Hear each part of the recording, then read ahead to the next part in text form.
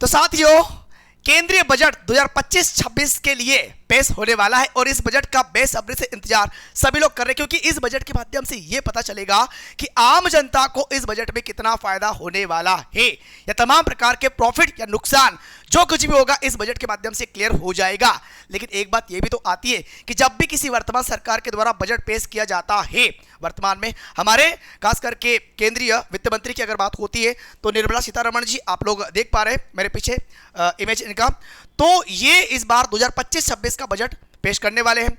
अब विपक्ष इस बात का ऑब्जेक्शन क्रिएट भी करेंगे। विपक्ष डेफिनेटली वर्तमान सरकार को आईना दिखाने का प्रयास करेंगे कि भाई जो बेरोजगारी है, जो महंगाई और इसका प्रभाव जनता पर जिस प्रकार से पड़ रहा है, इनके बारे में आप लोगों ने क्या सोचा। बजट जो आप पास कर रहे हो या बजट जो आप पेश कर रहे हो, इस बजट से किनको प्रॉफिट होगा? बड़े बड़े उद्योगपतियों को या फिर इस वर्तमान जनता को या इस गरीब जनता को, इस गरीबी को, इस बेरोजगारी को, क्या इन्हें प्रॉफिट पहुंचेगा या नहीं पहुंचेगा? अब इन्हीं विपक्ष के इस प्रकार के प्रश्नों का मुंह तोड़ जवाब देने के लिए वित्त मंत्री श्री निर्मला सीतारमण जी डेफिनेटली कुछ बोलेंगे। क्या बोलेंगे, इस बजट में क्या क्या पेश होने वाला है, उन मुद्दों पर फिलहाल चर्चा करेंगे। आप देखोगे आगे यहां पर तो विपक्ष ने फिलहाल की स्थिति में ये 5 बड़े सवाल इनके सामने रखे हुए हैं। सवाल कौन कौन से हैं? भाई महंगाई बहुत बड़ी हुई है, कमजोर वृद्धि, युवाओं के लिए रोजगार लाओ, बेरोजगारी बहुत बढ़ गई है, वेतन वृद्धि की धीमी रफ्तार क्यों है, वेतन बढ़ाओ, इसके अलावा आयकर का भार, इतना भार मत डालो, गरीब के इंसान दबा जा रहा है।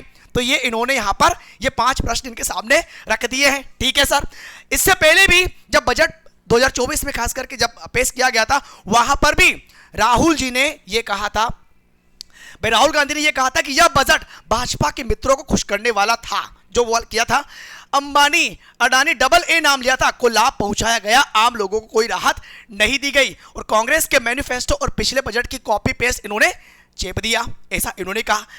इसी का उत्तर दिया प्रधानमंत्री मोदी जी ने कि आज का बजट भारत को दुनिया की तीसरी सबसे बड़ी आर्थिक ताकत बनाने के कैटलिस्ट का काम करेगा, साथ ही विकसित भारत को मजबूत नींव बनाने का भी काम करेगा। अब देखो एक बात इन्होंने ये भी कही, 2047 तक भारत विकसित हो जाएगा, ऐसा इन्होंने अपने मैनिफेस्टो में लिखा हुआ है।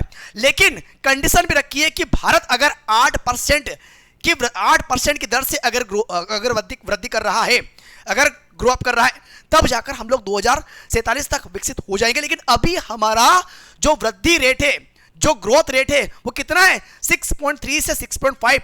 तो 8% की वृद्धि, 8% की ग्रोथ रेट से अगर हम जाएंगे तब जाकर 2047 तक हम विकसित हो पाएंगे। तो भाई साहब, हम तो अभी कम है, हम तो अभी 7 के आसपास भी नहीं है, तो फिर कैसे क्या चलेगा? ठीक है। इसके अलावा फिलहाल निर्मला सीतारमण जी के द्वारा जो बजट पेश किया जा रहा है, इसमें इन्होंने ये कहा, इसमें ये कई मुद्दों पर बात करने वाले हैं।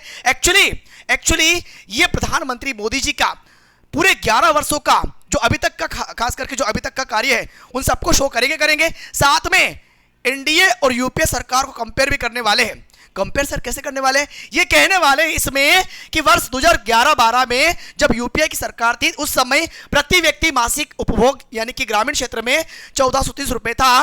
लेकिन अब अगर देखा जाएगा तो 2024 तक आप ये बोलोगे कि ग्रामीण क्षेत्र में 4122 रुपए प्रति व्यक्ति मासिक उपभोग हो चुका है। ये ग्रामीण क्षेत्र की, और शहरी क्षेत्र में ये बता रहे हैं कि 2630 रुपए से बढ़कर के 6996 रुपए हो चुका है। इतनी वृद्धि हो गई, ऐसा इन्होंने कहा। साथ में ये भी बोलने वाले हैं कि मोबाइल सेवाओं की टैरिफ घट करके 9.08 रुपए प्रति जीबी हो चुकी है, पहले काफी हाई थी। इन्होंने इसमें ये भी शो करने वाले हैं कि औसत ब्रॉडबैंड स्पीड 1.3 Mbps मार्च में 2014 में थी। लेकिन जैसे ही खास करके एनडीए की सरकार आती है, तो यहां पर आप देखोगे तो 95.67 Mbps एमबीपीएस तक पहुंच गए 2024 तक। तो इतना इसमें अंतर आप लोगों को देखने को मिल रहा है, ऐसा ये कंपेयर करने वाले हैं। एटलीस्ट यहां तक कि ये भी बताने वाले हैं कि जिस समय यूपीए की सरकार थी, उस समय हमारा देश इकोनॉमिक कंडीशन में 10वें स्थान पर था। वर्तमान में एनडीए सरकार की उपस्थिति में हमारा देश इकोनॉमिक सिस्टम में 5वें प्लेस पर आ चुका है। और ऐसा भी कहा जा रहा है कि आने वाले समय में आने वाले समय में हम लोग 3rd प्लेस पर चले जाएंगे, विश्व की तीसरी सबसे बड़ी अर्थव्यवस्था के रूप में उभर के निकलने वाले हैं। तो बजट में और भी कई सारी बातें होने वाली है, लेकिन जो भी अपडेट होगा बजट से रिलेटेड, किनको लाभ हुआ, किनको हानि हुई, गरीबी की स्थिति क्या है, बेरोजगारी की स्थिति क्या है, सब कुछ आप लोगों के सामने इसी प्रकार से लेकर के आएंगे। तो अपडेटेड जानकारी को प्राप्त करने के लिए दीप्ति सिंह एकेडमी के इस चैनल को सब्सक्राइब करना मत भूलना। तो हम लोग मिलेंगे आने वाले वीडियो में एक नई जानकारी के साथ में। सो अभी के लिए बहुत बहुत धन्यवाद। Thank you. जय हिंद, जय भारत।